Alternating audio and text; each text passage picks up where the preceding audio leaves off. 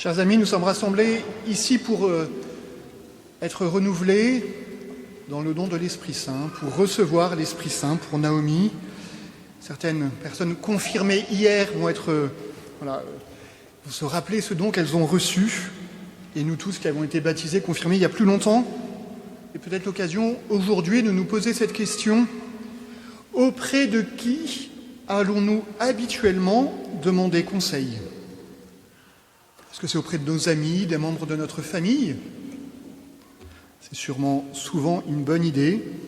Ils nous connaissent et peuvent nous aider. Est-ce que c'est sur Internet ? Est-ce que c'est en demandant à un agent conversationnel, à une intelligence artificielle, des conseils ? Ou est-ce que c'est auprès de l'intelligence divine qu'est l'Esprit Saint que nous allons chercher conseil? Vous le savez, de plus en plus, cette intelligence artificielle est présente dans notre vie, dans notre monde, et elle vient chambouler beaucoup de choses. Mais il est peut-être nécessaire d'y être attentif. Alors, je ne suis pas en train de dévoiler l'encyclique du pape qui sort demain, je ne l'ai pas encore reçu ni lu, mais je vous prépare à l'acheter dès demain. L'intelligence artificielle, c'est une réalité, c'est un logiciel surtout, c'est un programme informatique dont l'un des points saillants est de ne jamais nous contredire, mais de nous encourager, de nous valoriser. Alors ça peut être très précieux si nous sommes en difficulté, si nous ne savons pas comment faire, d'avoir d'avoir une voix ou un message qui va nous être dit pour qu'on aille mieux et qu'on puisse persévérer. Mais le problème, c'est que l'intelligence artificielle, si elle va tout le temps dans notre sens, elle ne nous aide pas vraiment. Alors que l'intelligence divine qu'est l'Esprit Saint, lui, il n'hésitera pas à nous faire prendre conscience quand nous allons dans le mauvais sens. Il le fera délicatement, mais il le fera. Peut-être que vous vous souvenez de ce passage dans les Actes des Apôtres, parce que même si on veut faire quelque chose de bien, ce n'est peut-être pas ce que Dieu désire que nous fassions aujourd'hui. Et donc dans les Actes des Apôtres, il y a un passage étonnant où saint Paul veut aller évangéliser quelque part, et l'Esprit de Jésus s'y oppose. L'Esprit Saint lui dit « Non, ce n'est pas là que tu dois aller, alors que c'est bien d'aller évangéliser, mais c'est ailleurs qu'il faut que tu ailles. » Donc, cette intelligence divine qu'est l'Esprit Saint est capable de nous guider d'une belle manière, est capable de nous dire quand nous allons dans une mauvaise direction. C'est un peu moins confortable, mais c'est bien plus utile, c'est bien plus sanctifiant. Autre élément qui peuvent distinguer aussi l'intelligence artificielle et l'Esprit Saint, c'est que l'Esprit Saint, il dira toujours la vérité. L'Esprit Saint nous rappellera tout ce que le Christ nous a dit. C'est comme ça que Jésus parle de l'Esprit Saint dans l'Évangile. Il vous redira tout ce que je vous ai fait connaître.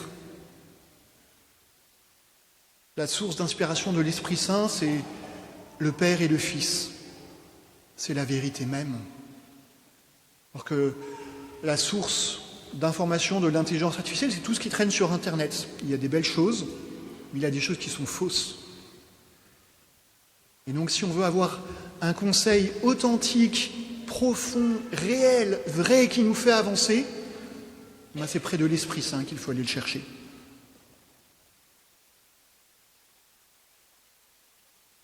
Si deux personnes posent à peu près la même question à un moteur de recherche et une intelligence artificielle, ils recevront sans doute à peu près la même réponse, avec quelques petites nuances sûrement, mais ils recevront à peu près la même chose. Alors que si deux personnes différentes se présentent à l'Esprit Saint avec une demande similaire, ils recevront chacun une réponse très différente. Parce que, comme le disait saint Paul dans la deuxième lecture, les dons de la grâce sont variés, mais c'est le même Esprit. Les services sont variés, mais c'est le même Seigneur.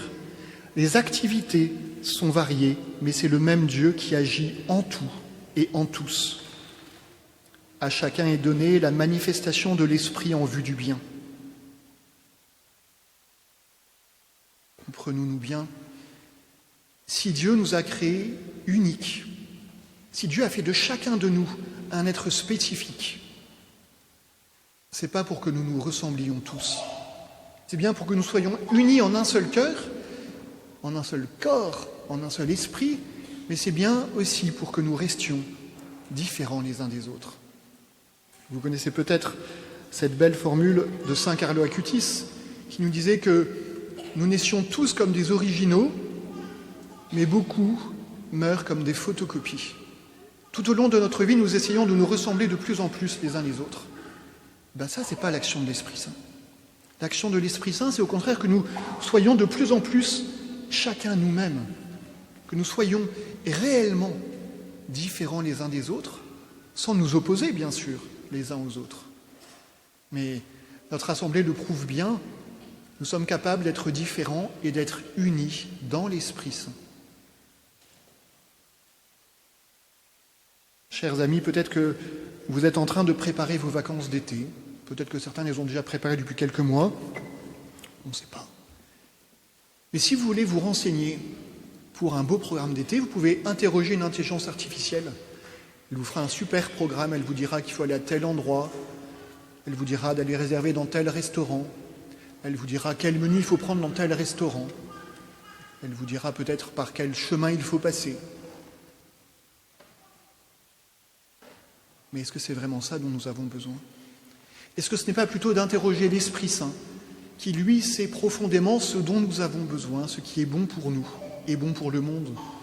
Peut-être que l'Esprit Saint nous aidera à réaliser que ce dont nous avons besoin, c'est d'un réel moment de prière, d'aller passer quelques jours, vivre une session ou une retraite dans un monastère, de savoir nous arrêter dans une église, non pas simplement pour regarder les pierres, mais pour laisser le Seigneur regarder notre cœur.